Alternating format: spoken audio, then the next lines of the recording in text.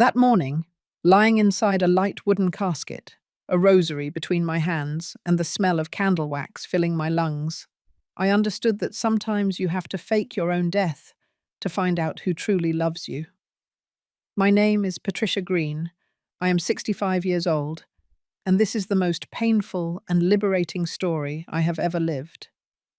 It all began 3 months ago, when my daughter, Megan, started acting strangely. She came to my house less often. Her hugs were cold, her calls brief, and when I looked her in the eyes, I saw something I had never seen before. A rush, as if my presence was a clock ticking too slowly.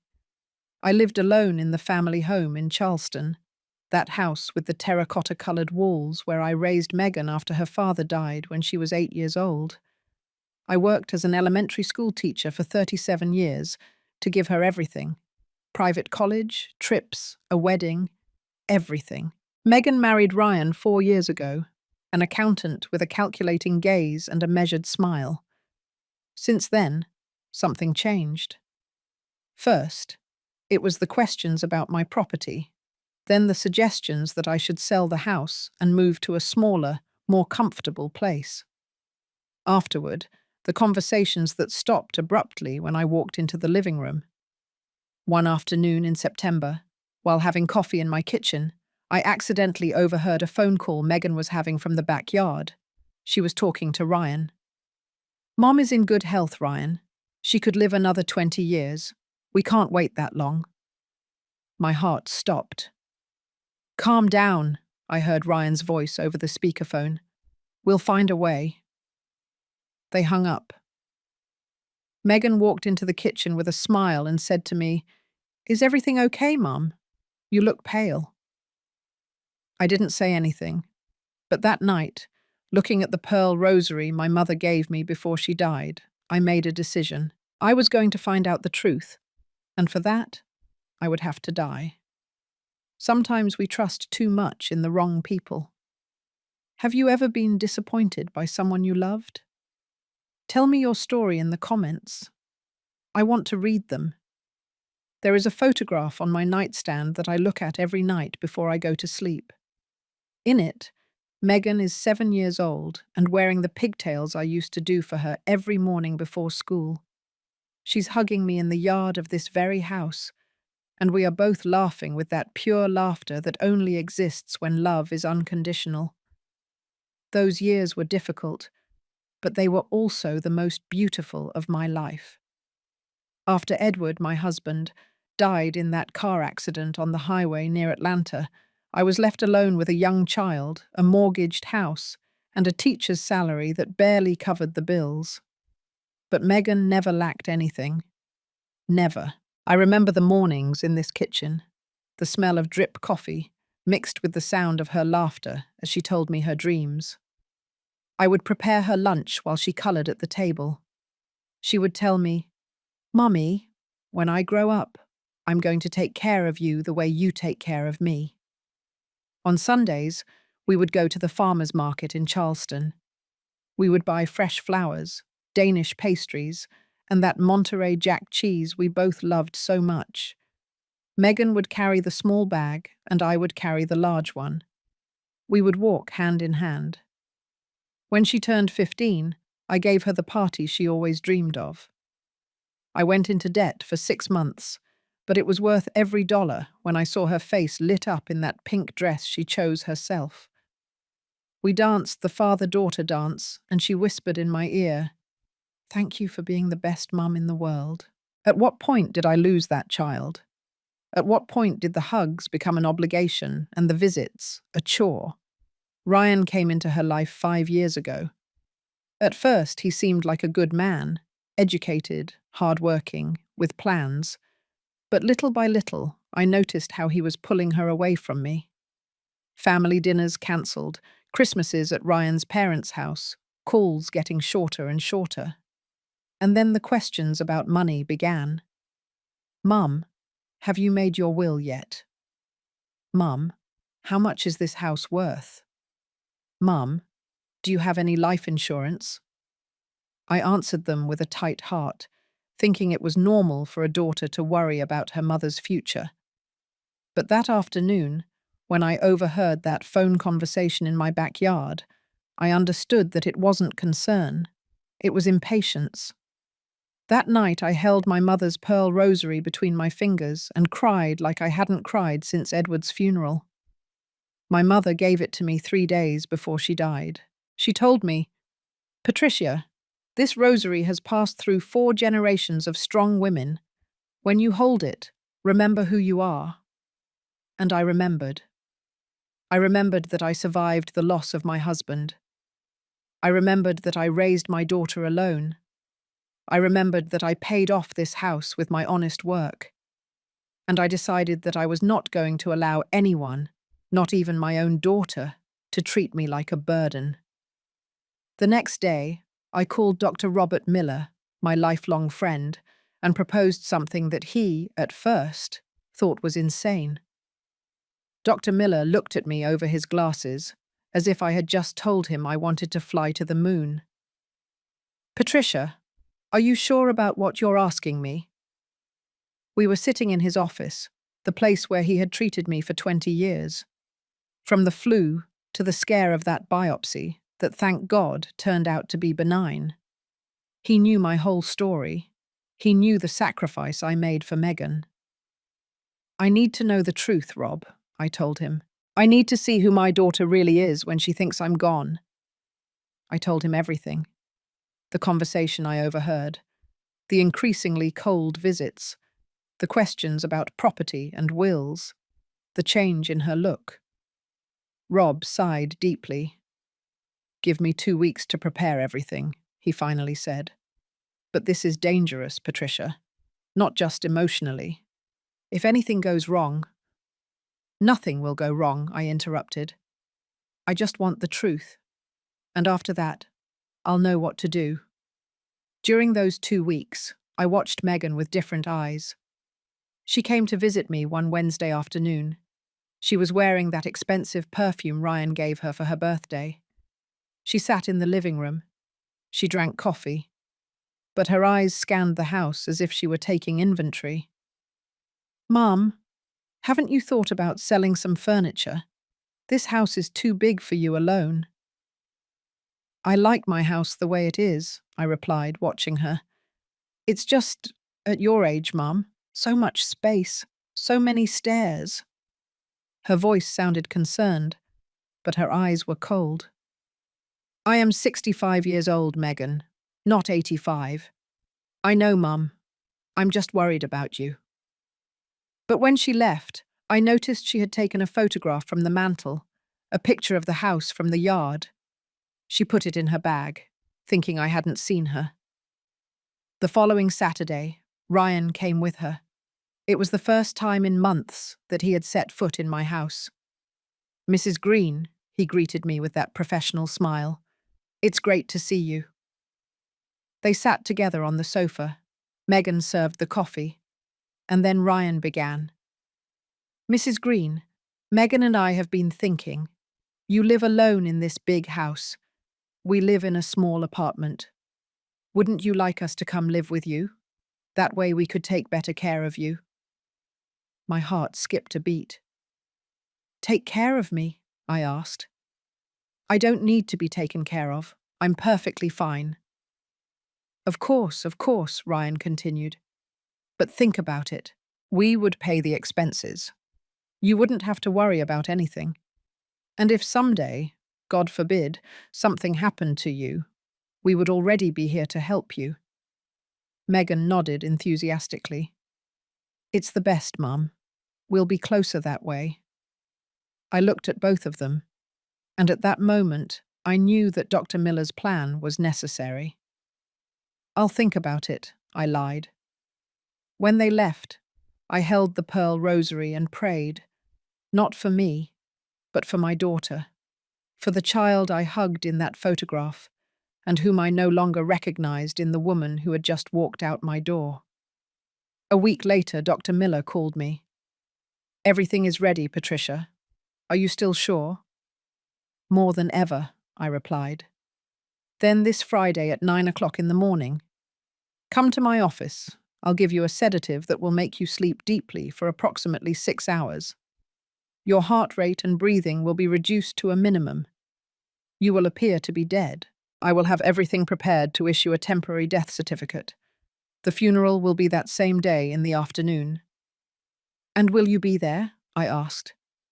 I will be at the funeral home, monitoring everything from an adjacent room. When you wake up, I'll help you get out. But Patricia, if you change your mind, I won't change my mind, Rob. On Thursday night, I cleaned my house, watered my plants, prepared drip coffee for the last time in that kitchen that had witnessed so many happy mornings. I put on my navy blue dress, the one Megan gave me 2 years ago. I wanted to look dignified. I wanted, if it was my last image, for it to be beautiful. I held the pearl rosary all night, and at dawn on Friday, with my heart beating fast but my mind clear, I left my house for Dr. Miller's office. As I tell all this, I wonder where you are listening to me. Write the name of your city in the comments. The last thing I remember before closing my eyes was Dr. Miller's soft voice. Rest, Patricia. I'll take care of you. The injection was warm. I felt it expand through my arm, then my chest, and finally everything went dark. I don't know how much time passed. I didn't dream. I didn't feel. There was only a deep, silent void, like floating in warm water without weight or time. When I began to regain consciousness, the first thing I perceived was the smell: candle wax, white flowers, that heavy, sweet aroma that only exists in funeral homes. Then the voices, distant at first, as if coming from the bottom of a well. Little by little they became clearer. She looks so peaceful, I heard the voice of my neighbour, Mrs. Eleanor. Poor Patricia, still so young. It was very sudden, Megan's voice, broken. A sudden heart attack. She didn't suffer. I wanted to open my eyes. I wanted to scream. I'm here. I'm alive. But my body wouldn't respond. The sedative was still running through my veins. I felt the brush of a hand over mine. Cold fingers that touched the pearl rosary I was holding in my hands, crossed over my chest. It's Grandma's rosary, Megan murmured. I guess it's mine now. Something inside me broke with those words, but I remained motionless, waiting. Dr. Miller had been very clear. The effect of the sedative would last approximately 6 hours. During that time, I would be in an almost catatonic state. I would be able to hear, but I would not be able to move or speak. My breathing would be so shallow it would appear non-existent. My pulse, almost imperceptible. It's like a temporary death, he had explained to me. But it's dangerous, Patricia. Your body will be completely vulnerable. I know, I had replied, but I need this. And now, lying in that light wooden casket lined with white satin, with the weight of the rosary between my fingers and the scent of lilies filling my motionless lungs, I understood that there are sacrifices that only a mother's love is willing to make, even when that love is unreturned. The voices continued. People coming and going, acquaintances, neighbours, former colleagues from the school where I worked. I heard their condolences, their prayers, their memories of me. She was such a good teacher, said Mrs. Chapman, who was my school principal. The children adored her. She was always so generous, added another voice I didn't recognize. She once lent me money when my son was sick. She never charged me back. Every word was like a caress on my motionless heart. But then I heard Ryan's voice, low, almost a whisper. Megan, come on. We need to talk. I felt them move away. Their footsteps echoed on the marble floor of the funeral home until they stopped somewhere not too far away. They spoke in low voices, but I could hear them. Did you talk to the notary yet? Ryan asked. Early tomorrow, Megan replied. I have an appointment at 9 o'clock. And the house? Everything is in my name. The will is clear. The property, the bank accounts, everything. How much is in the accounts? There was a pause. More than we thought. Mum was very frugal. Ryan let out a short laugh. Your mother was a little worker bee. She worked her whole life. It's only fair that we enjoy what she saved now. Ryan, don't talk like that. She just died. I know. Sorry, it's just that we've been waiting for this moment for years. Years cramped in that tiny apartment while your mother lived alone in that huge house. I know, Megan sighed, but I still feel weird. It's normal. Ryan's voice softened, manipulative. She's your mother. But think about our future, my love. Think about the life we can have now. We can sell that house and buy something better. We can travel. We can live without worries. You're right, Megan murmured. And then silence. I remained lying there, motionless, my heart breaking into 1,000 pieces inside a body that couldn't move. My daughter, my child, the one I hugged, the one I raised, the one who swore to take care of me when she grew up. She was celebrating my death. I still wonder if a mother can really prepare to hear something like that. And you? What would you have done in my place? Time inside a coffin moves differently. There are no clocks, no windows, only voices, footsteps, and the weight of the truth falling like stones onto your motionless chest. I don't know how many hours passed. Maybe 2, maybe 3.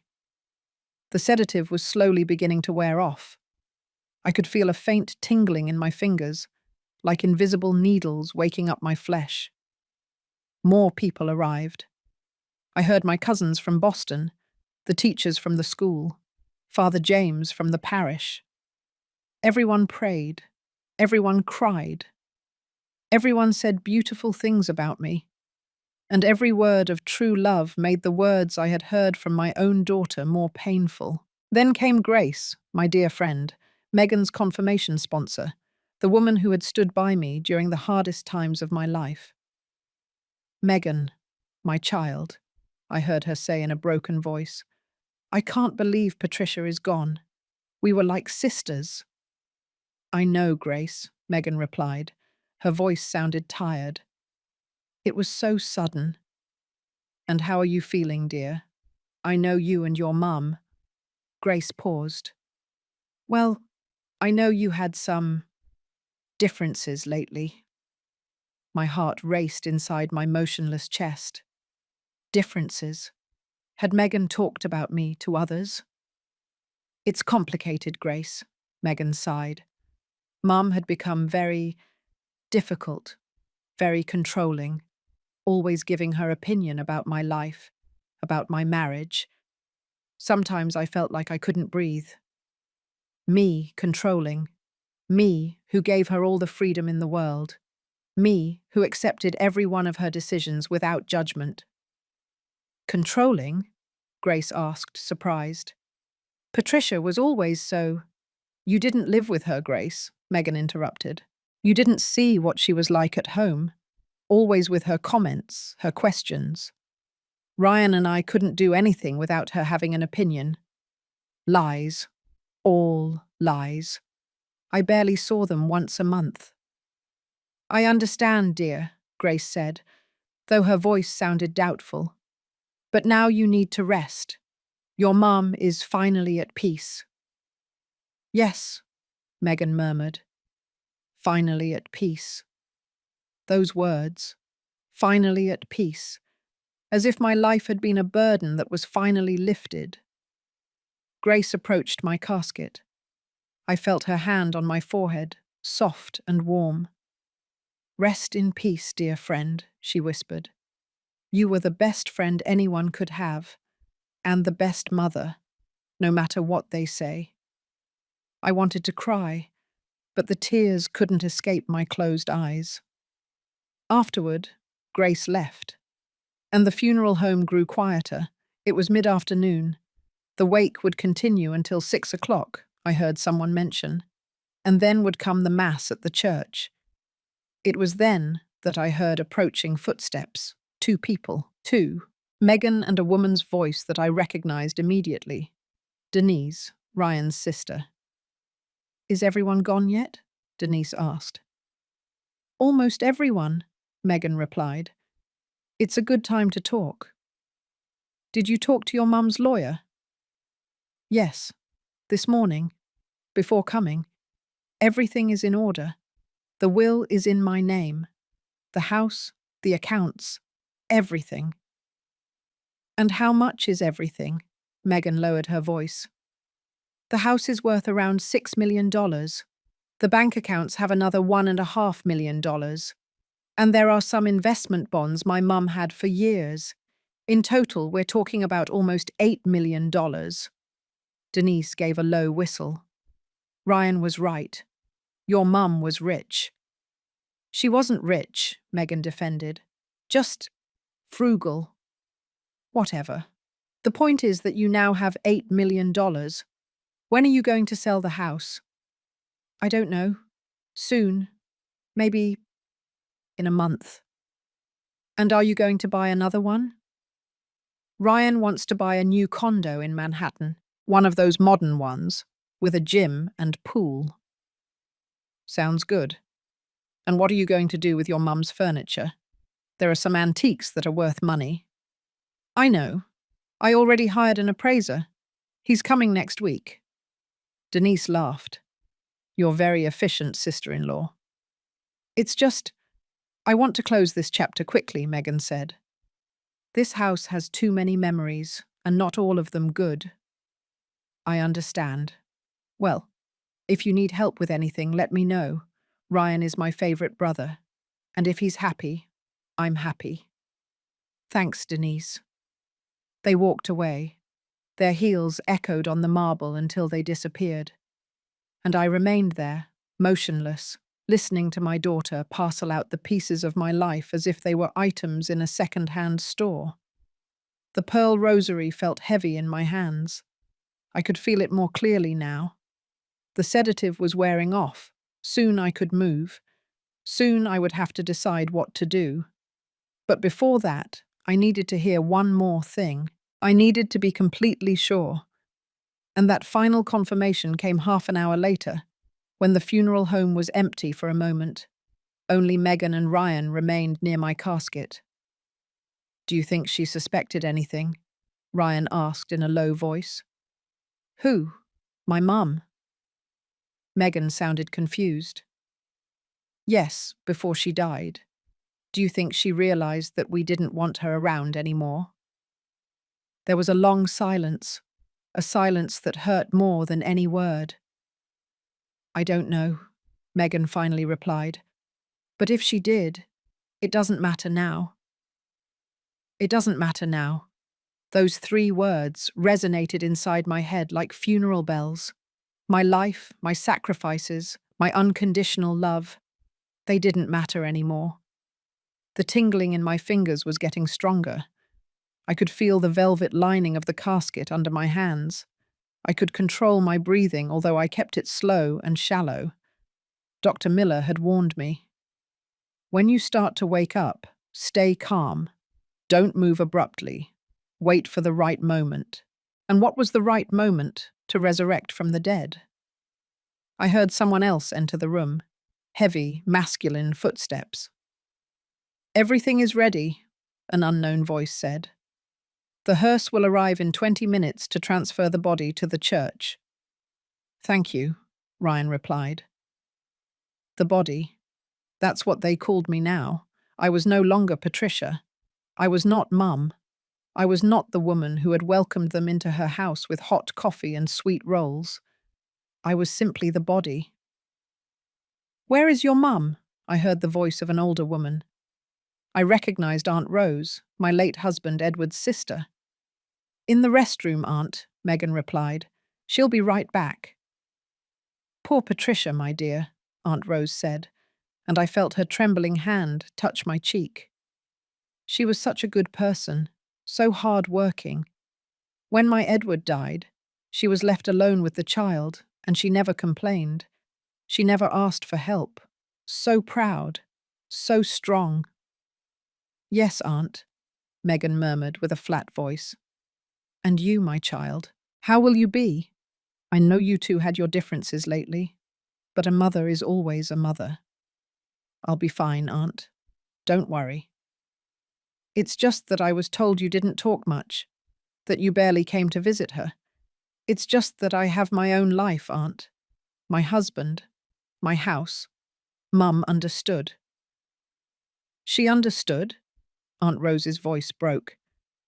Oh, Megan, your mum never complained, but I saw her. I saw her at Mass every Sunday, alone in her pew. She always asked about you. She always said, Megan is very busy, but she's fine. But in her eyes there was a great sadness. There was an uncomfortable silence. Aunt, please, it's not the time. You're right, my child. Forgive me. It's just that your mum loved you so much, so much. I wish you knew. Aunt Rose's steps moved away slowly, and then I heard something that broke my heart. Megan sobbed, a short, muffled sob, as if she were trying to contain it. Are you okay? Ryan asked. Yes, it's just… Aunt Rose was always very dramatic. I know. Don't mind her. Your mum had a good life, and you were a good daughter. Do you think so? Of course. You gave her what you could. Nobody can ask for more. But I could hear the doubt in Megan's voice. That doubt that arrives when regret begins to peek through the cracks of denial. More people began to arrive for the transfer to the church. The funeral home room filled with voices, footsteps, prayers. I felt the casket being lifted. 4 men, probably. They moved me carefully, and I heard the squeaking of the metal base wheels on the marble floor.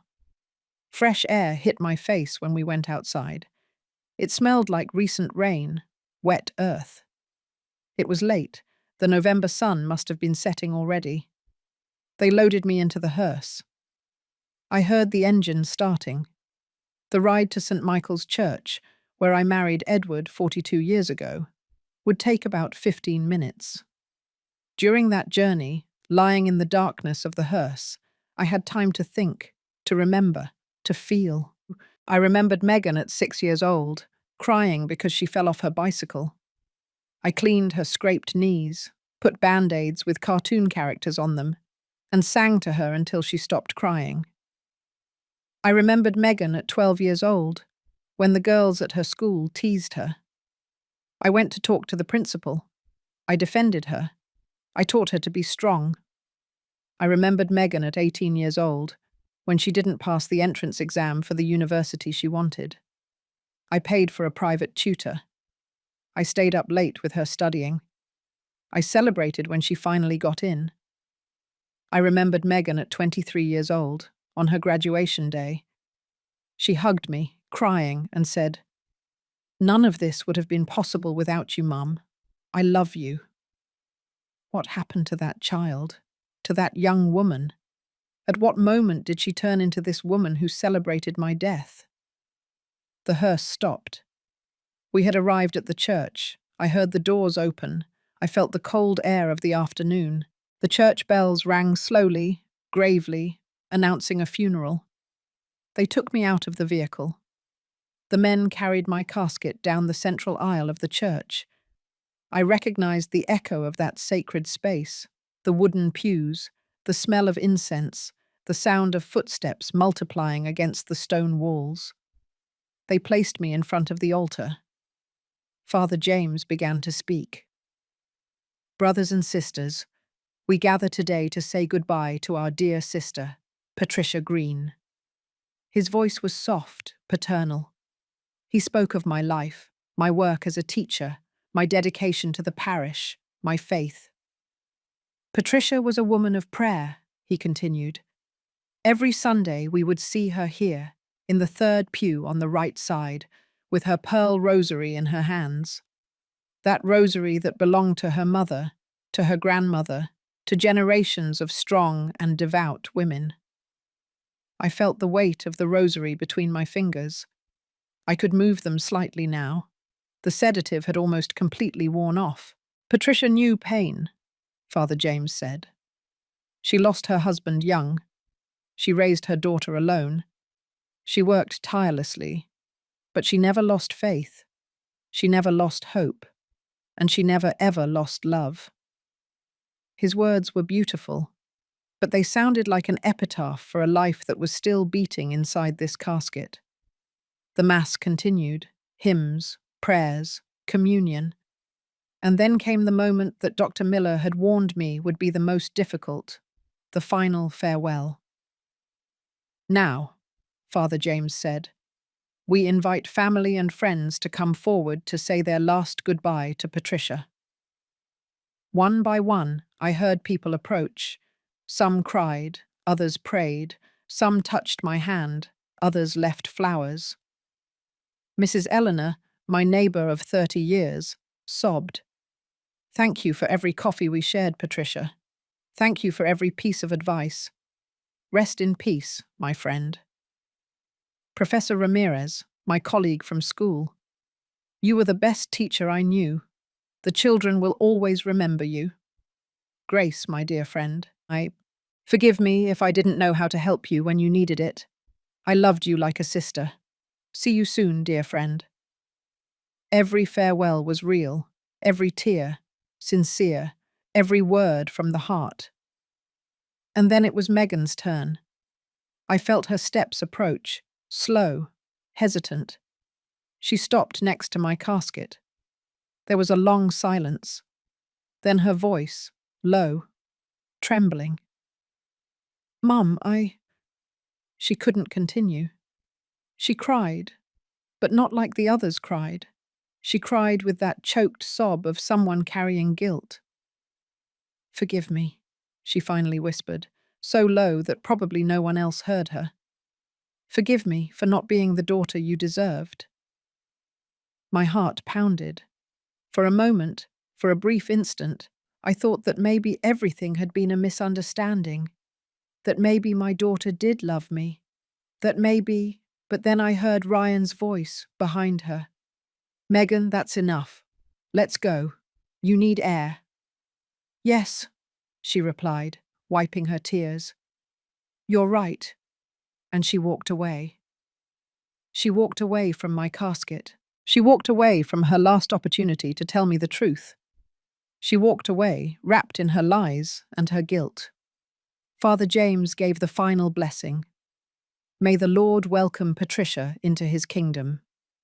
Amen. Amen, everyone responded. Now, the father continued, the family has decided there will be a private moment before the closing of the casket. We ask all those present to leave the church. The family will say their goodbye privately. I heard the murmur of people getting up, the footsteps moving away, the church doors opening and closing, the echo fading. And then, silence. Only Megan, Ryan, and I remained. I waited.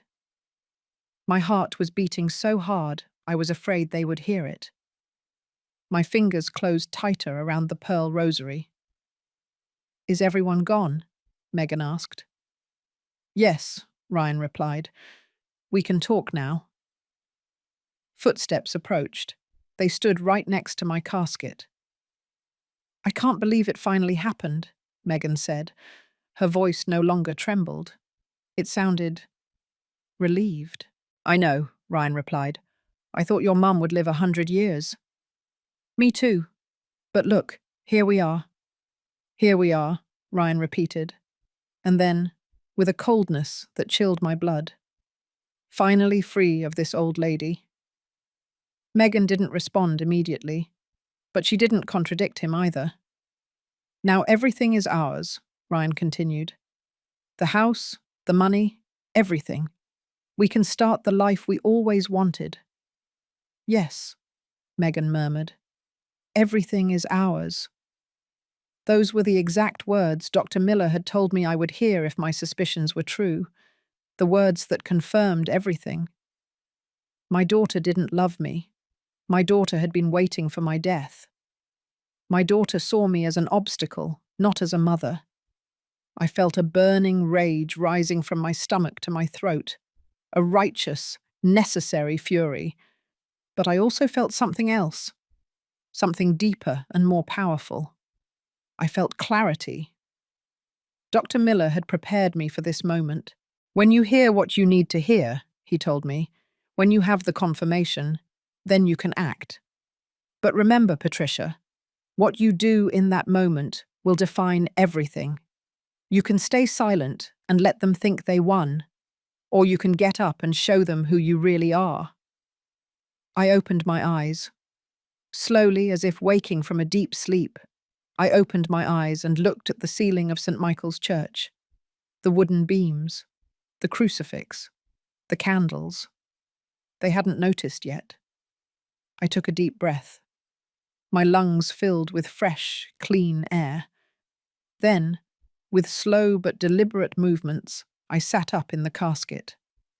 The white satin crinkled under my weight. The pearl rosary jingled between my hands. I turned my head to the left, and there they were, Megan and Ryan, standing next to my casket, their eyes wide and their mouths open in an expression of absolute horror. "Hello, dear," I said in a calm voice. "I think we need to talk." Megan's scream echoed throughout the church, a sharp, primal scream of pure terror. Ryan stumbled backward and fell over the pews, his face white as paper. And I, Patricia Green, 65 years old, sat up completely in my own casket and looked at them with the dignity of a woman who had just resurrected to reclaim her life. Megan's screams bounced off the stone walls of the church like caged birds looking for a way out. She backed away from the casket with her hands over her mouth, tripping over her own feet until she hit a column. Ryan was on the floor between the pews, staring at me with bulging eyes. His face had gone from white to pale green. I think for a moment he thought he was really seeing a ghost. I remained seated in the casket, my navy blue dress perfectly settled, the pearl rosary hanging from my right hand, and a calm that even I didn't know I possessed. "Megan," I said in a firm voice, "stop screaming.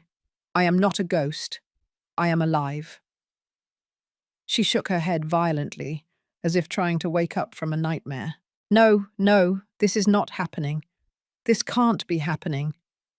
"But it is happening," I replied, "and I think you know why." Ryan got up from the floor, holding onto the pew. His hands were shaking.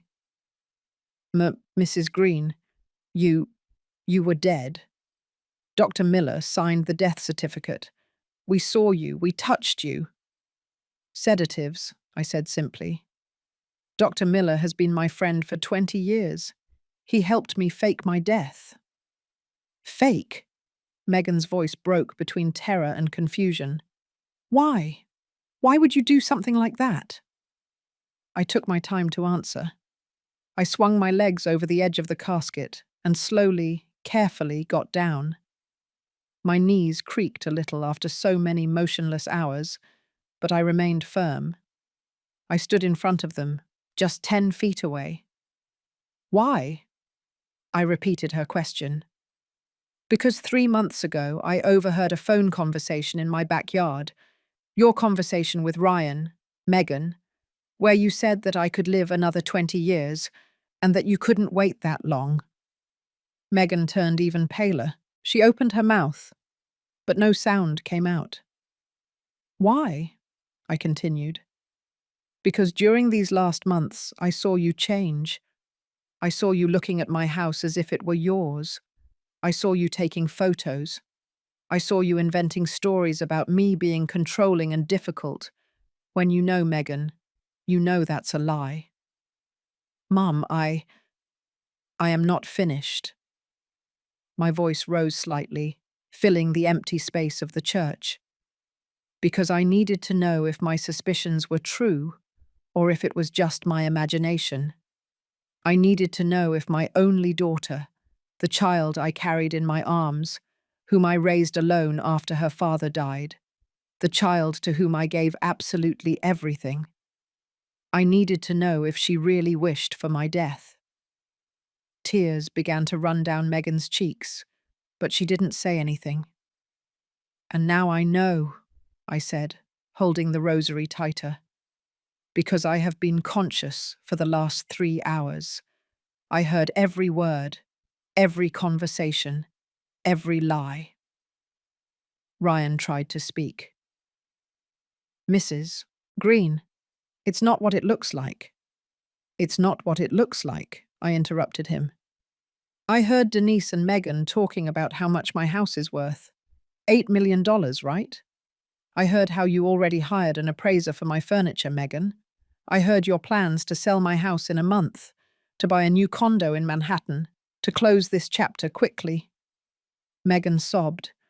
"Mom, please." But the worst part, my voice trembled for the first time. The worst part wasn't hearing your plans. The worst part was hearing your relief, hearing how free you felt, hearing your husband say— I paused, taking a deep breath. Hearing your husband say, "Finally free of this old lady." And you didn't say anything. Nothing, Megan.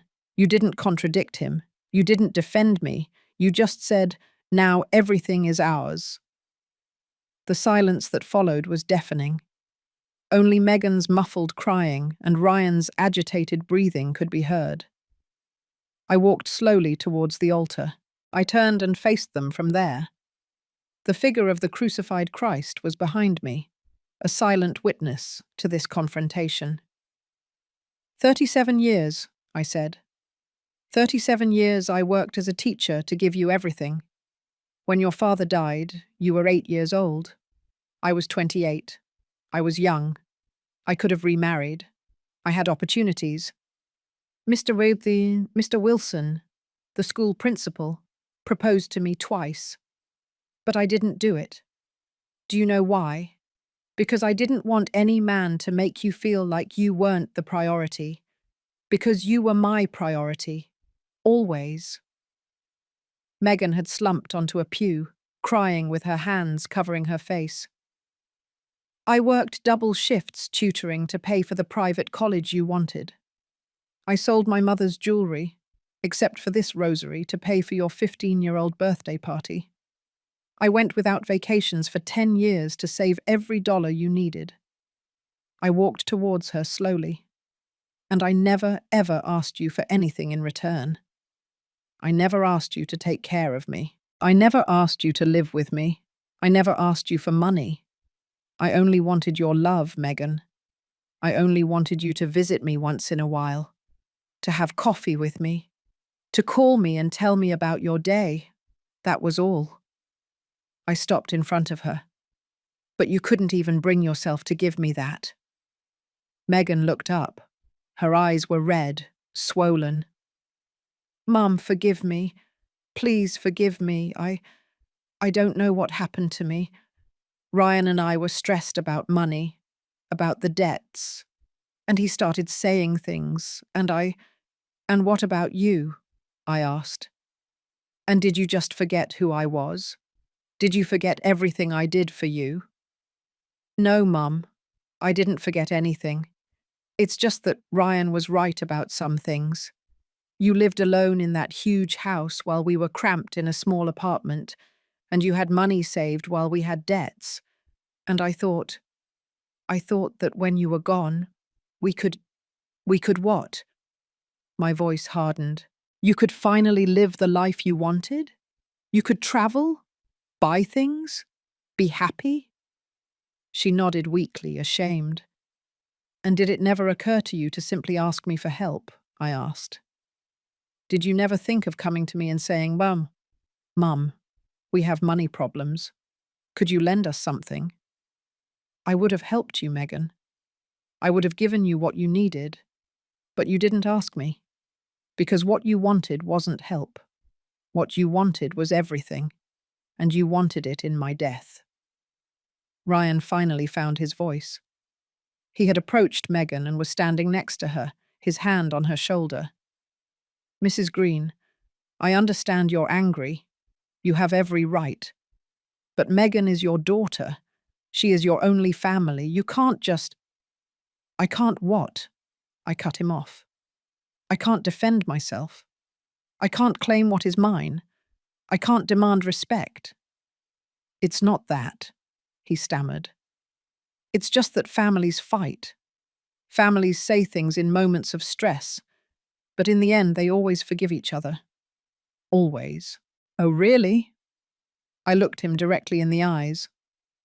And would you forgive me, Ryan, if I faked my death, only to discover that you were celebrating it? He didn't answer. That's what I thought, I said. I turned back to Megan. Get up. She looked at me confused, tears still running down her face. What? Get up, I repeated firmly. Look me in the eyes. Megan slowly got up. We stood face to face, mother and daughter, separated by 37 years of love and 3 months of betrayal. Tell me the truth, I said to her, and only the truth, without excuses, without blaming Ryan or stress or money. Just you and me. Do you love me? The question hung in the air like the incense that still floated in the church. Megan opened her mouth. She closed it. She opened it again. Her eyes darted from side to side, searching for an answer she couldn't find. I. It's a simple question, Megan. Do you love me? Or were you just tolerating me, waiting for me to die? I love you, she finally cried out. You're my mum. Of course I love you. Then why? My voice broke for the first time. Why did you say that everything was finally yours? Why didn't you contradict Ryan when he called me an old lady? Why, Megan? Why? She burst into tears again, a deep, visceral cry that came from the depths of her soul. Because I am weak, she sobbed. Because Ryan convinced me that you were an obstacle. Because I let myself be manipulated. Because I am a bad daughter. Because I am not like you. Those last words hit me in the chest. What do you mean you're not like me? You are strong, she said through tears. You are good. You know how to sacrifice. I don't. I am selfish. I want things. I get tired of waiting. I didn't inherit anything from you except your face, Mom. Inside I am different, and I hate myself for it. For a moment, just for a moment, I felt pity for her. I saw the confused child who didn't know how to be a woman. I saw the insecure young woman who married the wrong man. I saw the daughter who never learned to love unconditionally, because she never had to, because I always loved her unconditionally. And maybe, just maybe, that was my mistake. Megan, I said softly, it's not about being like me. It's about being honest, being loyal, remembering where you come from. I know, Mum. I know, and I'm sorry. I am so sorry. I looked at my daughter crying in front of me. I looked at Ryan with his calculated look of guilt. I looked at the pearl rosary in my hand, the same one that 4 generations of women had held in moments of pain and decision, and I knew what I had to do. I forgive you, I said. Megan looked up, surprised. What? I forgive you, I repeated, because that is what a mother does, because that is what a woman of faith does. I forgive you. Megan tried to hug me. Mum, thank you, I promise I will. I raised my hand, stopping her.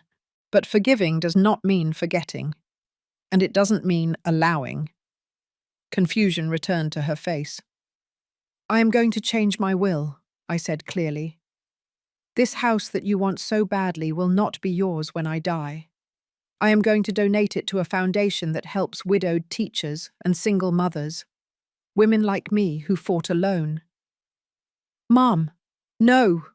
Megan's cry echoed in the church. The money in my accounts, I continued unflustered. It will be donated to Lincoln Elementary School where I worked, for scholarships, for children who need opportunities, as I needed to give them to you.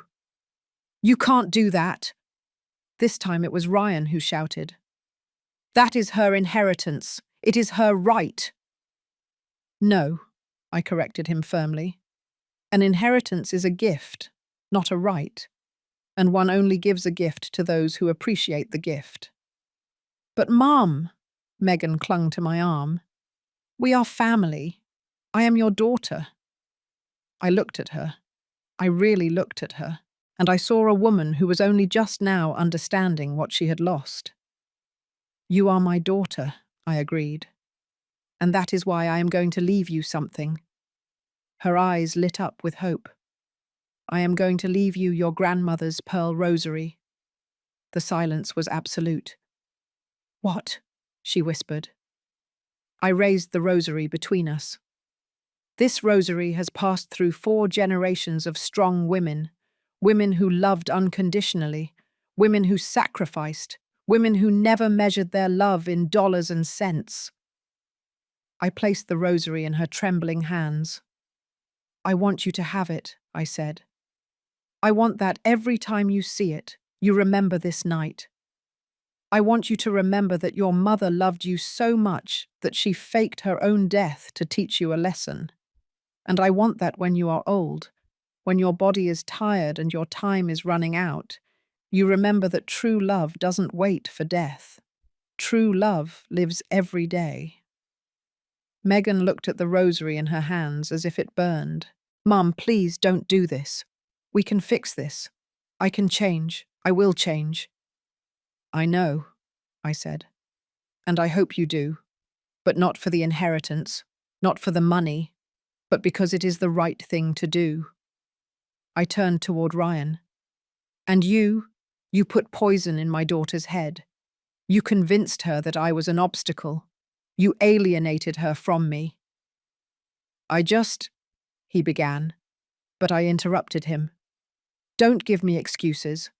I don't want to hear them. I just want you to know one thing. You failed. You thought you would gain a house and money, but you lost something much more valuable.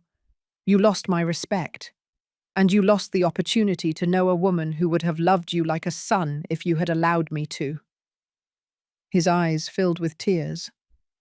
I don't know if they were tears of regret or frustration over the lost fortune. I walked away from both of them, moving slowly toward the side door of the church. My body was still weak from the sedative, but my spirit had never been stronger. Where are you going? Megan asked in a broken voice. To live, I replied without turning around. To live the rest of my days with a clear conscience and my dignity intact. But Mum, you can't just leave us like this. I stopped. I turned my head slightly, without looking at them completely. Like this how, Megan? Alive? With an opportunity to redeem yourselves? That is more than you wanted to give to me. And I kept walking. I left the church through the side door that led to the small garden, where the hydrangeas were growing. The cold November air hit my face. The bells were still ringing above, slow, grave. Dr. Miller was waiting for me there, as we had planned. He saw me come out and rushed toward me. Patricia, are you okay? I'm fine, Rob. I nodded. Better than fine. And them? They're inside, processing, crying, understanding. What are you going to do now? I looked at the night sky. The stars were beginning to appear through the clouds. I'm going home. I'm going to sleep in my bed. I'm going to wake up tomorrow, and I'm going to live every day I have left as a free woman. And Megan?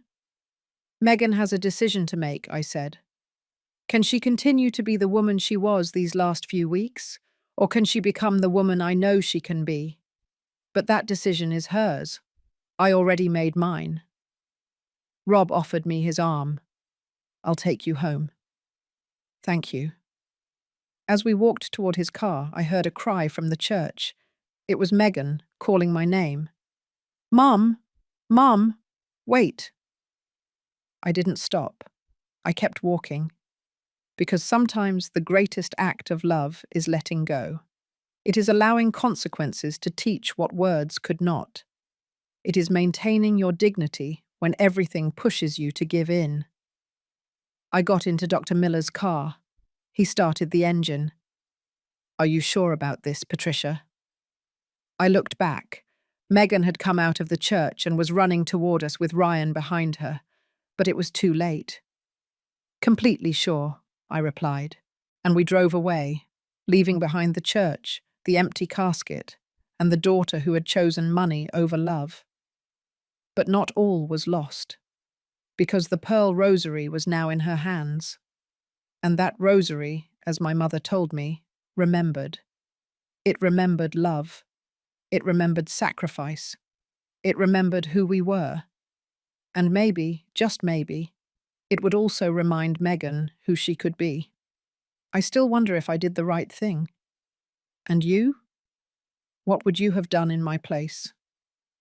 That night I slept in my own bed for the first time in 24 hours. I slept soundly. No nightmares, no guilt. I slept like a woman who had reclaimed her life. When I woke up, the Saturday sun was coming through my window with that golden November light that I always liked. It was 8 o'clock in the morning. I got up slowly, still feeling the effects of the sedative in my muscles, but with a clearer mind than ever. I went to the kitchen and prepared drip coffee, as I had done thousands of mornings in this house. The aroma of cinnamon filled the space. I poured myself a cup and sat at the table, where I had shared breakfast with Megan so many times when she was a child.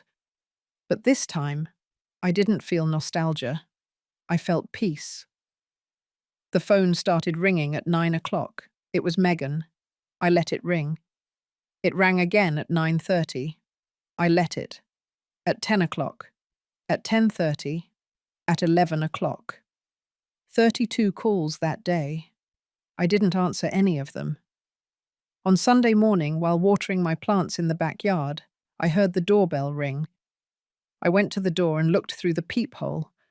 It was Megan, alone, with swollen eyes and messy hair.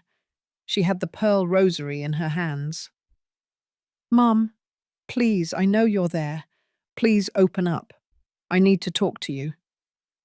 I stayed on the other side of the door, in silence, listening to her. Mum, I haven't slept in 2 days. I can't eat. I can't think about anything but what happened. Please, just give me a chance to explain. I closed my eyes. I took a deep breath, and I didn't open the door. Mum, her voice broke. I love you. I mean it. I know I didn't show it. I know I failed you, but I love you. You are my mum. I put my hand on the door, on the other side of where she was. I felt her sobs through the wood, but I didn't open. Okay, she finally said, after almost half an hour. I understand. I understand that you need time. But Mum, don't abandon me. Please don't be like me. Don't leave me the way I was willing to leave you. I heard her footsteps moving away, a car engine starting, the silence returning, and I slid slowly down the door until I was sitting on the floor of my entrance, tears silently running down my cheeks. Because forgiving doesn't mean forgetting, and protecting yourself doesn't mean stopping loving. On Monday morning, I went to the office of Attorney Stevens, my trusted lawyer. I carried all the documentation for my properties, bank accounts, and investments. Mrs. Green, he greeted me, surprised. But yes, I received a notification yesterday that you had passed away. I was about to call your daughter about false rumors. I interrupted him with a smile. I am very much alive, and I have come to change my will. I told him everything, every detail. When I finished, Attorney Stevens leaned back in his chair, stunned. "That is extraordinary, Pierre," he finally said. "And very painful, too. I'm sorry, Mrs. Green." "Don't be sorry, I replied. "Now I know the truth. And the truth, although it hurts, is better than a lie. Are you completely sure about what you want to do?" "Completely." Over the next 3 hours, we drafted the new will. The house would go to the Foundation for Widowed Teachers of America. My savings would be divided into student scholarships for Lincoln Elementary School, where I worked for 37 years. The investment bonds would go to a fund to help single mothers go to college. Everything I had built with my honest work would go back to help women who, like me, needed it. "And for your daughter?" the attorney asked. "Will you not leave anything?" "I left her her grandmother's pearl rosary," I replied. "It is the most valuable thing I own. It is worth more than the whole house, but she will only understand that when it is too late." "And if she changes, what if she redeems herself?" "If she redeems herself," I said slowly, "she will do it because it is the right thing to do, not because she expects an inheritance. And if she does, then she won't need my money. She will need my forgiveness. And that forgiveness, I can give her that." The attorney nodded. "You are a very wise woman, Mrs. Green." "I am not wise," I corrected him. "I'm just tired of being naive." We signed the papers. Everything was legally registered. I felt lighter when I left that office, as if I had put down a weight I didn't know I was carrying. That same afternoon, I went to the bank. I withdrew $20,000 in cash. Then I went to the Charleston Farmers Market, the one where I used to go with Megan on Sundays when she was a child. I bought fresh flowers, red roses, white calla lilies, yellow daisies. I bought sweet rolls at Mr. Frank's bakery. I bought Monterey Jack cheese, dark chocolate, everything I liked and hadn't bought in months. I walked through the market with my bags, breathing in the smells, listening to the vendors' shouts, feeling the life pulsating around me. And for the first time in a long time, I felt young. Not young in my physical youth, but young in spirit, free, reborn. When I arrived home, I arranged the flowers in vases throughout the house. I prepared meatloaf and mashed potatoes for myself alone. I put on some Ella Fitzgerald music on the old record player that Edward gave me 40 years ago. And I danced. I danced alone in my living room, in my simple dress, with my bare feet on the wooden floor, tears and laughter mixing on my face. I danced because I was alive. I danced because I had reclaimed my life. I danced because, for the first time in years, I wasn't waiting for someone else to give me permission to be happy. The days turned into weeks. Megan called every day. She left messages on my answering machine, messages that I listened to, but didn't respond to. "Mum, it's me. Again. I just want you to know that I think of you every day, that I'm sorry, that I would do anything to go back in time. Mum, I sold the ring Ryan gave me for my birthday. I donated the money to the school where you worked. I know it's not enough, but it's a start. Mum, Ryan and I are in therapy. We're trying to understand what happened to us, how we got to this point. I know you don't care, but I wanted you to know. Mum, I drove by your house today. I saw your plants in the backyard. They look beautiful. I'm glad you're taking care of yourself." Every message broke my heart a little, but it also strengthened me in my decision. Because a mother's love doesn't mean being convenient. It means being firm. It means teaching, even when it hurts. A month after the funeral, Mrs. Eleanor, my neighbor, knocked on my door with a tray of meatloaf and mashed potatoes. "Patricia," she told me with shining eyes, "I can't believe you're alive. When I saw your obituary in the newspaper, I cried for 3 days. And now it's a miracle." "It's not a miracle," I said as I invited her in. "It's a lesson." I told her the whole story while we had coffee. When I finished, Mrs. Eleanor took my hands. "You are the bravest woman I know," she said, "and the most dignified. Your daughter, oh, your daughter doesn't know the treasure she has in you." "Maybe someday she will know," I replied. "Or maybe not, but that is no longer my responsibility." "And how do you feel?" she asked me. "In your heart, I mean." I thought about it for a moment. "I feel at peace," I finally said. "Sad? Yes. Disappointed, too. But at peace, because I did the right thing, and time will take care of the rest." Mrs. Eleanor nodded wisely. "Time always takes care of things, my dear. Always." I started doing things I had stopped doing for years. I went back to the parish, not just for Mass, but to help with community activities. I organized a reading group for older women. I started giving free Spanish lessons to children in the neighborhood who were struggling. My life, which for so long had revolved around my daughter, began to revolve around myself. And I discovered that it wasn't selfishness, it was survival. Father James invited me to give a talk at the parish about forgiveness. I told him I didn't feel qualified. "Patricia," he said to me with that paternal smile that characterized him, "you faked your death and resurrected to teach your daughter a lesson. If that doesn't qualify you to talk about forgiveness, I don't know what does." I laughed for the first time in weeks. "When you put it that way." I gave the talk one Sunday afternoon. There were about 50 people in the parish hall. I told them my story. Not all the details, but the essentials. I talked to them about how sometimes we love so much that we forget to love ourselves. About how sacrifice is noble, but martyrdom is not. About how forgiving doesn't mean allowing.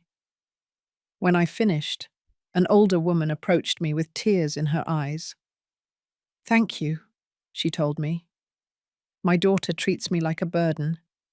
I always think it's my fault, that I did something wrong. But after hearing you, I think I need to do what you did. I need to reclaim my dignity." I hugged her. "You don't need to fake your death," I told her softly. "You just need to live your life as if it matters, because it does." 2 months after the funeral, while buying vegetables at the market, I ran into Grace, my dear friend. "Patricia!" she almost screamed when she saw me. She ran toward me and hugged me so hard she almost knocked me over. "You're alive. You're alive. But I went to your funeral. I saw you in the casket." "I know," I said when we separated. "You were also there when I resurrected." "What?" "No, I left earlier. I left after saying goodbye because I couldn't stand it." "You left just before," I interrupted her with a smile. 5 minutes before. I told her everything as we walked through the market. Grace alternated between incredulous laughter and tears of solidarity. "Oh, my friend," she finally said. "What courage. What tremendous courage." "Oh, what tremendous madness," I replied. "No," she corrected me firmly. "Courage because you dared to see the truth, and more importantly, you dared to act on it." "Do you think I was too hard on Megan?" Grace stopped. She looked me squarely in the eyes. "I think you were fair. I think you gave her exactly what she needed. Consequences. And I think that if Megan is half the woman I think she can be, she will learn. And if she doesn't learn, then—" Grace squeezed my hand. "Then her loss will be greater than yours, because you will continue to be a woman of integrity. And she will live with the weight of having lost the best mother she could have had." Christmas arrived. The first Christmas I would spend completely alone in 65 years of life. I decorated my house anyway. I put up the tree, hung the lighties, made hot apple cider. I invited Mrs. Eleanor, Grace, Father James, and some retired teachers from my school. We celebrated, we ate, we laughed, we sang carols. And when midnight came and everyone had left, I sat in front of the tree with a cup of hot cider and watched the lights twinkle. There were no presents under the tree. There were no stockings hanging from the fireplace, waiting for Megan and her grandchildren who would never arrive. But there was peace. There was dignity.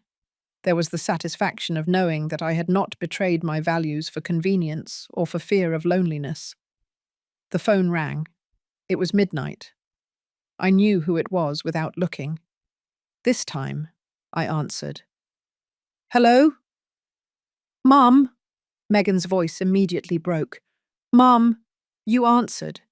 Thank you, thank you." I didn't say anything. I just waited. I just wanted to wish you a Merry Christmas and tell you that I love you and that I'm sorry, and that if someday you forgive me. "I already forgave you, Megan," I interrupted her softly. Silence on the other side. "What?" she whispered. "I already forgave you, the day I left the church. But forgiving doesn't mean that things go back to how they were." I know, and I accept that. Can I see you? Someday? When you're ready?" "Someday," I replied. "When we are both ready." Okay. Thank you, Mum. Thanks for answering. Merry Christmas." "Merry Christmas, dear." I hung up the phone, and for the first time since that night in the church, I cried freely. I cried for what I lost. I cried for what I saved. I cried for the mother I was and the woman I was learning to be again. Months passed. January, February, March. I continued with my life. My Spanish classes, my flowers, my coffees with neighbors, my Sunday masses, and little by little I began to hear things. The woman at the market mentioned that she saw Ryan arguing with Megan at a restaurant. Attorney Stevens called me to say that Ryan had lost his job. Grace told me that she saw Megan at church, alone, crying during Mass. I didn't ask. I didn't search for information. I didn't call. I simply lived my life. And I let life do its job. Because real justice doesn't come from us. It comes from time. It comes from the natural consequences of our actions. And I knew, with the certainty of a woman who had seen death and chosen life, that karma, sooner or later, always comes. One afternoon in April, while having coffee in my backyard, the pearl rosary I had given Megan came to my mind. I wondered if she had kept it, if she had sold it, if she looked at it from time to time and remembered. I wondered if it weighed as heavily in her hands as it had weighed in mine when I decided to give it to her. I smiled, because it was no longer my responsibility. I raised my coffee cup toward the blue April sky. "To truth," I said aloud, "to dignity, and to all the women who have the courage to get up out of their own casket." The wind blew gently, rustling the flowers in my garden, and I knew that I had chosen well. 6 months after my resurrection, on a June afternoon, I was at the supermarket buying tomatoes when I saw her. Megan. She was at the end of the aisle, with an almost empty cart, looking at the prices of canned tuna, with that expression that only people who count every dollar have. Her clothes, which had always been impeccable, were wrinkled. She had deep dark circles under her eyes, and that sparkle she always had in her eyes, that light of youth and hope, had gone out. Our eyes met. She froze, with a can of tuna in her hand, looking at me as if she were seeing a ghost for the second time. I simply nodded my head, a polite greeting, and kept walking toward the checkout. But the image of her haggard face haunted me for the rest of the day. It was Grace who told me what had happened. She came to my house one afternoon, with that look of someone who brings news she doesn't want to give, but feels she must. "Dear friend," she told me while I poured her coffee, "I need to tell you something. About Megan." "You don't need to," I interrupted her. "What happens in her life is no longer my—" "Ryan left her," she blurted out. The silence fell between us like a stone in a pond. "What?" "He left her 3 weeks ago. He ran off with a younger woman, a co-worker." I felt something strange in my chest. It wasn't satisfaction. It wasn't joy. It was something more complex, more painful. It was the sadness of knowing you were right when you would have preferred to be wrong. "Tell me," I finally said. Grace sighed. "After what happened with you, after the funeral, things got very bad between them. Ryan blamed Megan for losing the inheritance. He told her that if she had been smarter, more discreet, that if she hadn't been so obvious, you would never have found out." "You?" I asked. "Who else knew?" "Denise, Ryan's sister. It turns out it was all his idea from the beginning. He was the one who convinced Megan that you were an obstacle. He was the one who planted all those ideas in her head." I closed my eyes. I had suspected it, but hearing it confirmed hurt anyway. "Continue," I said. "Ryan started being cruel to her. He told her she was a failure, that she had a goose that laid golden eggs and killed it because she was stupid, that because of her they would live poor forever." "And the debts?" "Worse than we thought. Ryan had gambling debts, almost $200,000. That's why they needed your money so desperately. It wasn't just to live better. It was to pay dangerous people." My stomach churned. "Did Megan know?" "She says no, that he hid everything from her, that he only told her they had money problems, but never told her the magnitude." "And now?" "Now Ryan is gone, and left Megan with all the debts. The apartment where they lived was in her name. The creditors are looking for her. She had to sell her jewelry, her furniture, her car." I felt a huge weight on my chest. "Where is she living?" "With a friend, but I don't know for how long." "Dear friend?" Grace looked at me with pleading eyes. "I know she has to learn. I know she made terrible mistakes. But she is your daughter." "I know," I replied simply, "but it is not the time yet." 2 weeks later, Attorney Stevens called me. "Mrs. Green, your daughter came to see me." "For what?" "She wanted to know if there was any way to reverse the change in the will." I explained to her that no, that you have every right to dispose of your assets as you see fit. "How was she?" There was a pause. "Desperate and ashamed. She asked me if I knew of any job. I gave her some contacts." "Did she ask about me?" "Yes. I told her you were fine, that you were living your life." She cried a lot, Mrs. Green. She cried and apologized for trying to manipulate me. I hung up the phone and sat in the living room, looking at the photograph of Megan at 7 years old, the child with pigtails hugging me in the garden. At what moment did that child turn into a woman capable of wishing for my death? And at what moment would that woman become again? If not that child, at least someone with dignity. A month later, I saw her again. This time it wasn't a coincidence. I was at Sunday Mass, in my usual pew, the third one on the right side. When I looked up during communion, I saw her come in.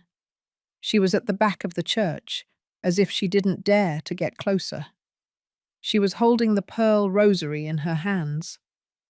Father James saw her too.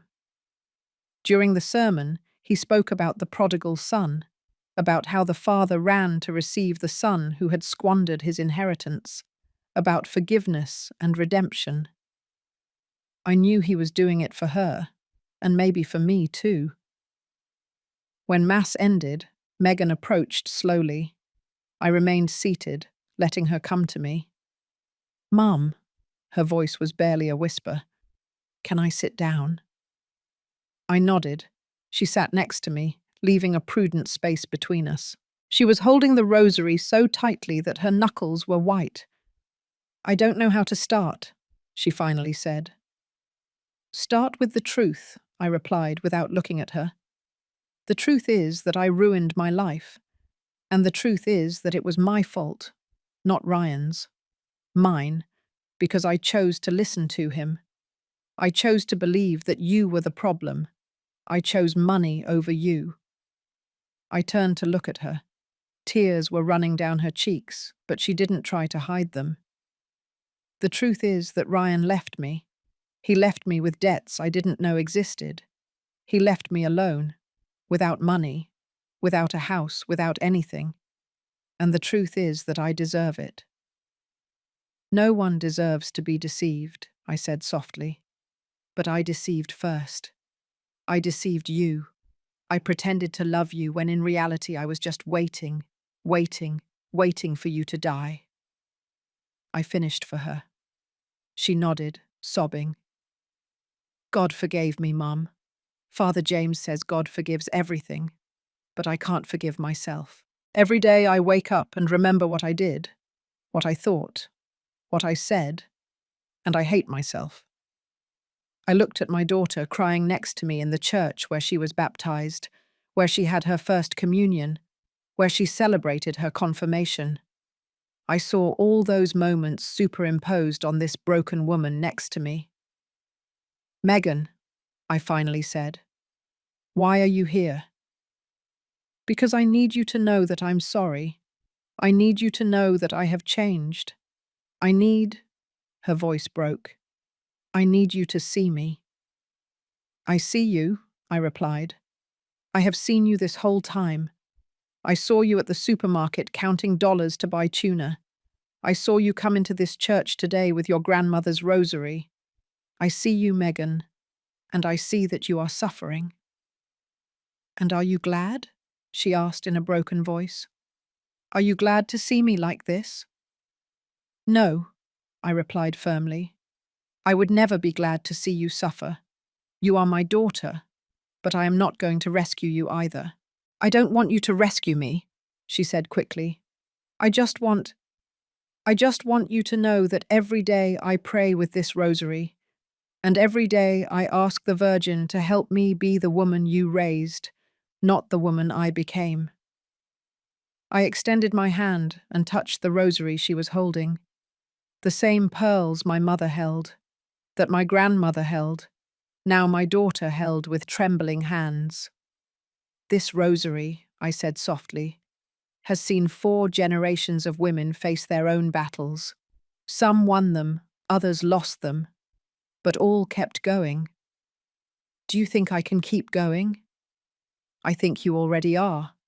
You came to church, you're praying, you're working, you're facing your debts." "I got a job at a coffee shop," she said, "waiting tables. It's not much, but it's honest." Something inside me stirred. My daughter, who went to private college, who had never worked in service, was now waiting tables. "And how do you feel?" "Tired," she admitted. "Sore. Humiliated when I see people from my college coming in and I serve them coffee. But also, I feel clean, as if every table I wipe cleans a little of the guilt." We remained in silence for a long moment. Father James was putting out the candles. Some people were leaving. The church was emptying. "Mom," Megan finally said, "I'm not asking you to forgive me now. I'm not asking for things to go back to how they were. I'm just asking that someday, when you have fully healed, you give me the opportunity to show you that I have changed. And if that day never comes," she closed her eyes and more tears fell, "then I will live with that, because it is fair." I got up slowly. Megan got up too. "Keep praying with that rosary," I told her, "and keep working honestly. Not for me, for you. Because the woman you want to be doesn't need my approval. She needs your commitment. Yes, Mum. I turned to leave. Mum, she called me. One more thing. I stopped. A few weeks ago, I went to the hospital to donate blood. They urgently needed O negative for a little girl. And while I was there, I saw Ryan. My heart raced. What was he doing there? He was alone, in the waiting room, crying. I hid, but I watched him. He was waiting for test results. He looked sick, Mum. And so alone. I felt a pang of something. It wasn't satisfaction. It was pity. The nurse nearby said he had been going for weeks, that he was very sick and that his family had abandoned him, that the woman he ran off with left him when she found out about his illness. Life always collects its debts, I thought. And how did you feel seeing him? I asked. Megan thought for a moment. I felt pity, and I also felt that life is fairer than we think. Ryan taught me to see people as objects, to measure love in money, and now he is learning what it is like to be the discarded object. I nodded slowly. Life is the best teacher, and its lessons are tough but necessary. That night, at home, I sat in my living room with a cup of chamomile tea. I thought about Megan counting dollars to buy tuna, about Ryan, alone in a hospital, about the apartment Megan had to leave, about the sold jewelry, about the lost furniture. I thought about how 6 months ago, in that same church, they had been standing next to my casket saying, "Finally free of this old lady." And now everything is ours. And now Megan was waiting tables in a coffee shop, and Ryan was sick and alone. I didn't feel joy. I didn't feel victory. I felt something deeper and sadder. I felt the confirmation of something my mother told me many years ago. Patricia, life always balances itself. You don't need revenge. You just need to wait. Ryan once saw me as an obstacle. Years later, well, months later, he was the one who was sick and abandoned, learning what it is like to be discarded. Megan once wished for me to die to inherit my house. Now she didn't even have an apartment to live in. Life always collects its debts. But what surprised me was realizing that I didn't need them to pay. Not anymore, because their suffering didn't alleviate mine. Their loss didn't restore what I had lost. The only thing that gave me peace was knowing that I had acted with dignity, that I had not stooped to vengeance, that I had maintained my integrity even when it would have been easier to simply give in. The phone rang. It was late, almost 11 o'clock at night. Hello? Mum, it's me. Megan's voice sounded strange, scared. What's wrong? I'm at the hospital. It's nothing serious. I just passed out at work from exhaustion, but I don't have anyone to come pick me up. The doctors say I need someone to take me home and look after me for 24 hours. My heart was torn between two instincts. The mother's instinct that wants to rush to help, and the woman's instinct that knows she must maintain boundaries. Did you call a friend? They're all busy, or they don't talk to me anymore after they found out what I did to you. So she had lost her friends too. The price of social judgment was another one she was paying. What hospital? The general hospital. But Mum, if you can't come, I'll be there in half an hour, I said. Because even though Megan needed to learn, even though she needed to face the consequences, I wasn't Ryan. I wasn't the friends who abandoned her. I was her mother. And mothers don't abandon. Mothers set boundaries, yes, but they don't abandon. When I arrived at the hospital, Megan was sitting in a wheelchair in the waiting room, wearing a hospital gown and looking completely exhausted. When she saw me, she started to cry. It's okay, I told her. I'm here. I took her to Grace's house. who had agreed to let her stay that night so I could look after her. Was I not ready to take her to my house? Not yet. I prepared her chicken noodle soup. I gave her her medicine. I tucked her into Grace's sofa. "Mum," she whispered before falling asleep. "Thank you. I didn't deserve for you to come." "It's not about deserving," I replied. "It's about what is right."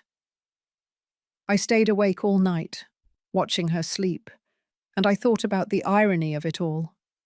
6 months ago, she was waiting for my death. Now I was taking care of her in her most vulnerable moment. Life takes strange turns, but it always, always balances itself. They once wished for my death. Months later, I saw that same emptiness in their eyes as they faced the consequences of their own choices. Life always collects its debts. 14 months have passed since that night in the church when I opened my eyes inside my own casket. 14 months that feel like an entire life, as if I died in that casket, and the woman who emerged was someone different, someone wiser, someone freer. Today is Sunday. Early in the morning, like every Sunday for 40 years. I got up, put on my simple dress, and prepared to go to Mass. But before going out, I did something that has become a ritual. I sat in my living room with a cup of drip coffee and looked at the photographs that adorn my walls. There is Megan as a baby, with those enormous eyes and those toothless smiles. There is Megan at her first communion, with her white dress and her prayer book. There is Megan at her graduation, hugging me with tears of happiness. And there, in a new photograph I added 3 months ago, is Megan at 34 years old, with her hair tied back, without makeup, in the uniform of the coffee shop where she works, smiling with a different smile. A smile that is no longer one of naive hope, but of earned dignity. Things changed slowly after that night at the hospital. There was no dramatic moment of reconciliation. There were no cinematic hugs or eternal promises. There was something more real and more difficult. There was work. Megan continued working at the coffee shop. She continued paying her debts, little by little. She continued living with her friend in a small apartment. And she continued coming to Mass every Sunday, sitting in the same pew as me, with the pearl rosary in her hands. For the first 3 months, we didn't speak. We simply shared the sacred space of the church. She prayed. I prayed. And between our prayers, there was an invisible bridge that was slowly being rebuilt. One Sunday after Mass, I approached her. "Do you want some coffee?" She looked at me with incredulous eyes. "Seriously?" "Seriously." We went to a coffee shop near the parish. Not the coffee shop where she worked, because we both understood that it needed to be a neutral space. We ordered coffee. We sat down, and we talked. Not about the past. Not about the funeral. Not about Ryan or the debts or the lost houses. We talked about the present, about how the weather was changing, about the flowers in the churchyard, about the new priest who had arrived to help Father James. Small things, simple things, safe things.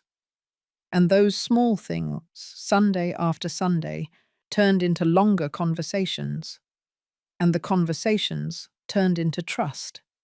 And the trust turned into something similar to what we had before, but different, more real, less naive. 6 months ago, Megan invited me to see the apartment where she lived. It was tiny, a room with a kitchenette and a shared bathroom.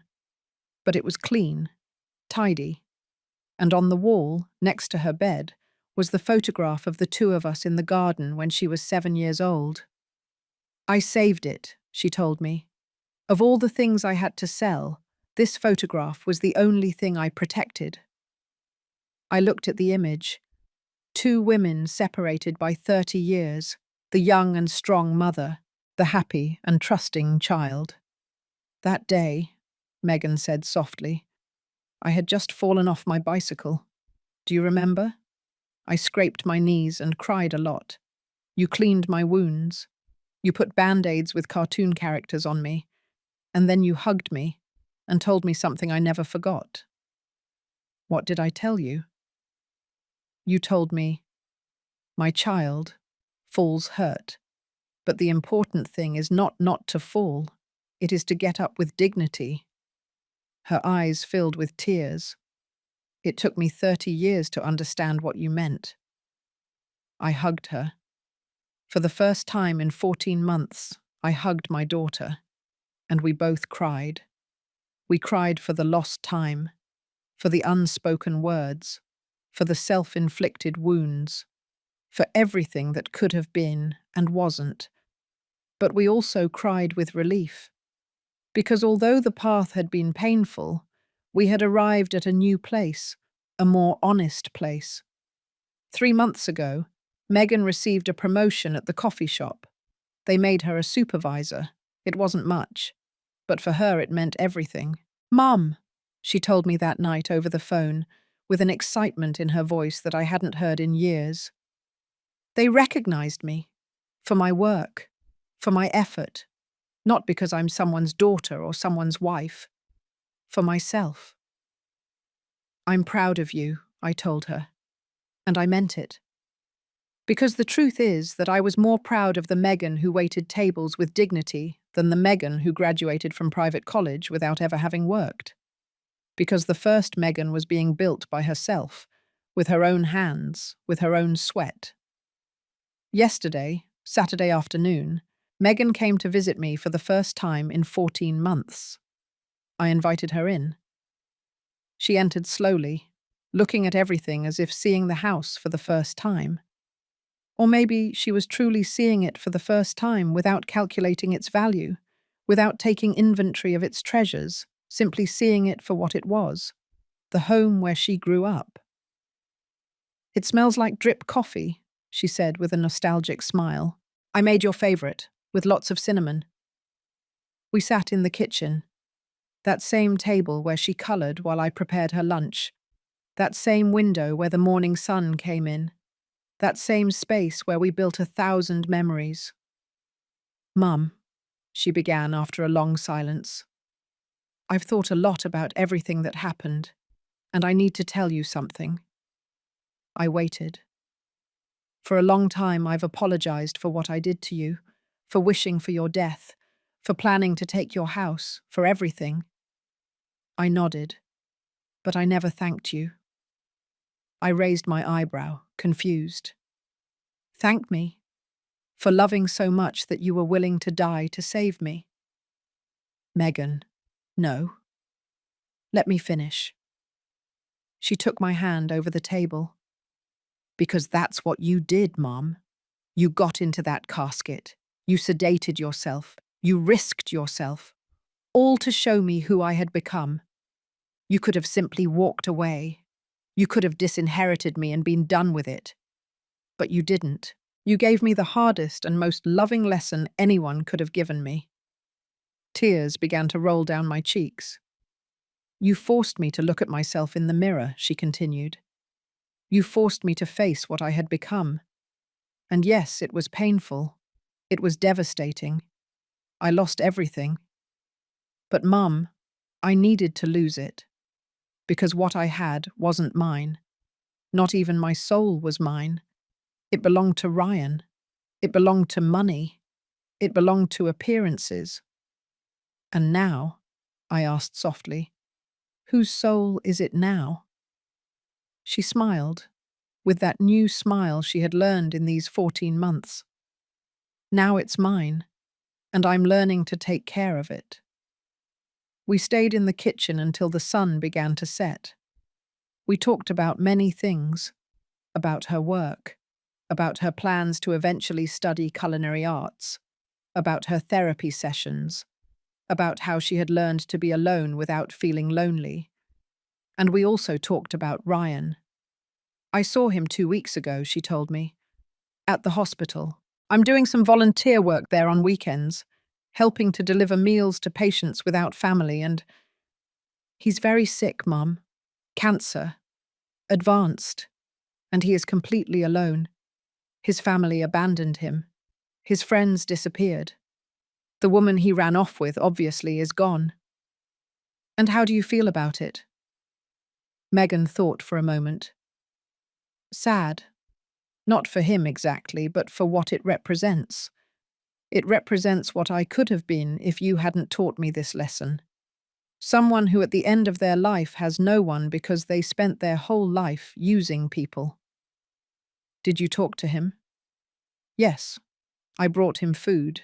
He recognized me. He looked ashamed. But also, he thanked me. For what? For not treating him the way he treated me. For not abandoning him the way he abandoned me. And you know what was the strangest thing, Mum? In that moment, I understood something. What?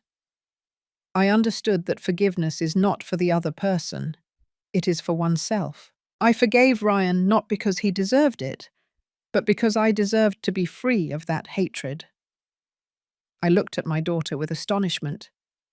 This wisdom, this depth, wasn't there 14 months ago. She had grown. She had matured. She had learned. Your grandmother told me something very similar, I told her. When I was angry with the driver who killed your dad in that accident. She told me, Patricia, hatred is like drinking poison and waiting for the other person to die. Forgive to free yourself. That is exactly it, Megan said. And now I understand why you gave me Grandma's rosary, so I would remember that wisdom, so I would carry it with me every day. She took the rosary out of her jacket pocket. The pearls shone with that special luster that only things that have been loved for generations have.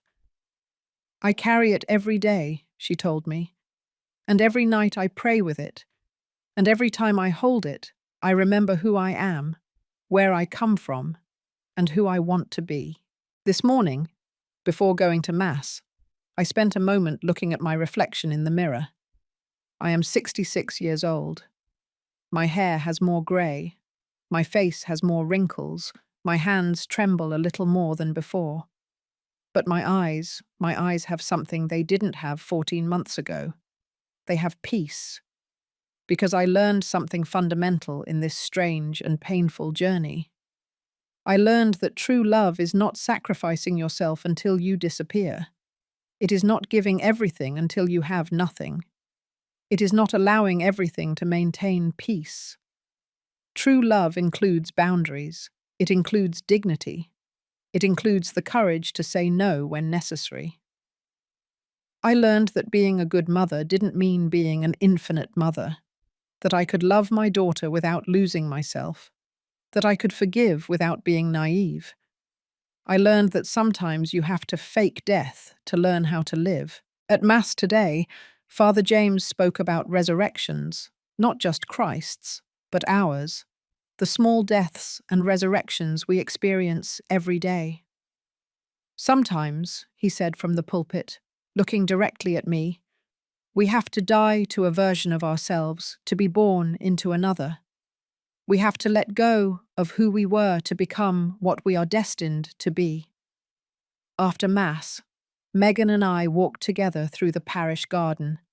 The hydrangeas were in full bloom. Mum, she said suddenly, do you ever regret what you did, faking your death? I thought about it seriously before answering. No, I finally said, because if I hadn't done it, I never would have known the truth. I would have lived the rest of my days with a lie, and you would have lived the rest of your life without facing who you had become. And was it worth it? Was the pain worth it? All pain that teaches us is worth it, I replied, because the pain that doesn't teach us only destroys us, but the pain that transforms us, that saves us. This afternoon, as I write these words in my journal, I think about all the women who are reading my story. I think about the mothers who sacrifice themselves until they disappear. I think about the daughters who take their mothers for granted. I think about the women who have been betrayed by the people they loved the most. I think about the women who have pretended that everything is fine when inside everything is breaking. And I want to tell them something I learned in these 14 months. You have the right to demand respect, even from your own children, even from your own family. You have the right to set boundaries. And those boundaries don't make you bad people. They make you healthy people. You have the right to forgive without forgetting, to love without being naive, to be good without being foolish. And you have the right, the sacred right, to reclaim your dignity when someone tries to take it away from you. Because in the end, the only thing we truly take from this life is not the money, or the houses, or the properties. It is the dignity with which we lived it. It is the love we gave unconditionally, but with wisdom. It is the strength we found in the darkest moments. Megan and I are building something new. It is not what we had before. It is something different, something more real. We see each other once a week. We have coffee. We talk. Sometimes we laugh. Sometimes we cry. And slowly, very slowly, we are healing. Will I change my will? I don't know yet. Maybe someday. Maybe never. But that is not the important question.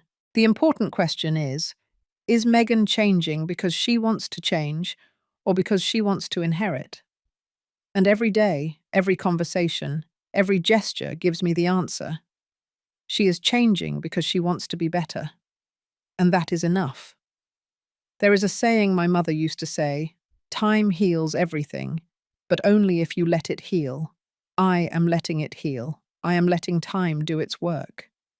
I am letting the wounds close naturally, without forcing, without rushing. And I am learning that healing doesn't mean forgetting. It means integrating. It means taking the pain and transforming it into wisdom. Last night I dreamed of my mother. We were in her garden, the same garden where she gave me the pearl rosary days before she died. You are doing the right thing, Patricia. You are being strong without being cruel. You are loving without losing yourself. I am proud of you. I woke up crying, but they were not tears of sadness. They were tears of relief. Because for so long I wondered if I had done the right thing, if I had been too hard on Megan, if I should have simply forgiven and forgotten from the start. But now I know that I did exactly what I needed to do. I gave Megan the hardest and most loving lesson a mother can give. I forced her to face the consequences of her actions.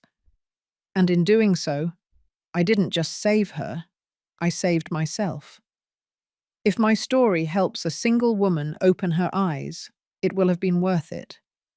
If a single mother reads this and understands that she can love without disappearing, I will have fulfilled my purpose.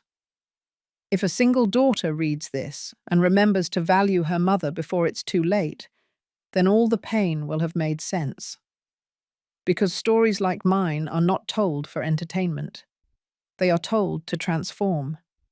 And I have been transformed. I am no longer the Patricia who faked her death 14 months ago. I am the Patricia who resurrected, who reclaimed her life, who set boundaries, who forgave without forgetting, who loved with wisdom. And every day when I get up and see the sun coming through my window, when I smell the drip coffee in my kitchen, when I water the plants in my backyard, when I pray with an invisible rosary in my hands, because the pearl one is Megan's now, and that's okay. When I do all that, I thank life, because I am alive, because I learned, because I grew, and because in the end, after all the pain and all the tears and all the betrayal, I found something I didn't know I had lost. I found myself. A week ago, Megan asked me if she could ever use the pearl rosary at her own wedding, if she ever got married again. Of course, I told her. That rosary is yours now, to use in your important moments, and to give it to your daughter someday, if you have one. And what will I tell her when she asks where it came from? You will tell her the truth, I smiled. You will tell her that it comes from 5 generations of strong women, women who fell and got back up, women who made mistakes and learned from them, women who loved with all their heart, but also with all their wisdom. Megan hugged me. Thank you, Mum, for everything, for the rosary, for the lesson, for not abandoning me even when I was willing to abandon you. Mothers don't abandon, I told her. Mothers teach, sometimes with sweetness, sometimes with harshness, but always, always with love. And so I close this story. A story that began with a betrayal and ended with a transformation. A story that began in a casket and ended with a resurrection. A story that began with tears of pain and ended with tears of healing. My name is Patricia Green. I am 66 years old, and this is the story I needed to tell.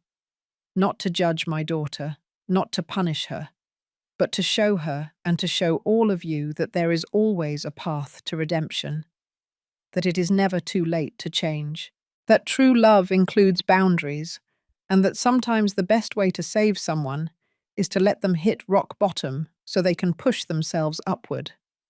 Thank you for listening to me until the end.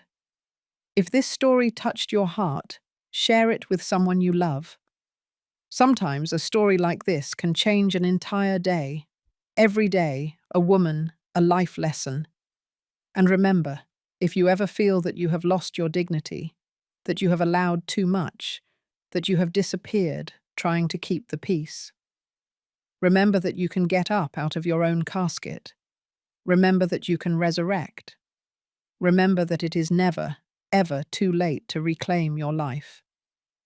God bless you, and until next time.